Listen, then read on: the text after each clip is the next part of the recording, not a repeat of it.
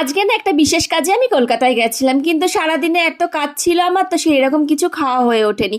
তাই যখন বিকালবেলা বাড়িতে চলে এলাম না, প্রচণ্ড জোরে খিদে পেয়েছে। আর মাকে বললাম যে মা একটুখানি চিকেন বার করে রাখো তো। তো মা বলছে কি বলিস, আগে থেকে কেন বলিসনি? আর ফ্রিজে গিয়ে দেখি চিকেনটা পুরো পাথর হয়ে গেছে, ওই চিকেন দিয়ে তো কিছুই করা যাবে না। তো আর এদিকে না আমার ভীষণ মোমো খেতে ইচ্ছা করছে, কারণ আজকে যখন কলকাতায় গেছিলাম না, আমি না কলকাতা গেলে না প্রায় মোমো খাই।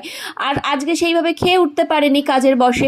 কিন্তু বাড়িতে ওই যে এসে মাকে ঝটপট করে বলে দিলাম মা একটুখানি চিকেন বার কর, একটু মোমো করবো। কিন্তু চিকেনের অবস্থাটা এমনই শোচনীয় যে আমি আর সেটা করতে তো পারবোই না।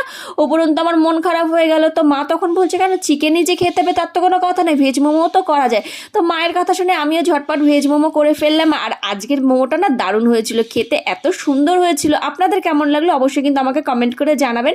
আর ভালো লাগলে আমার চ্যানেলটা কিন্তু সাবস্ক্রাইব করতে একদম ভুলবেন না। আর হ্যাঁ, লাইকটা কিন্তু অবশ্যই করবেন। তবে হ্যাঁ, আজকের মোমোটা কিন্তু সুপার ডুপার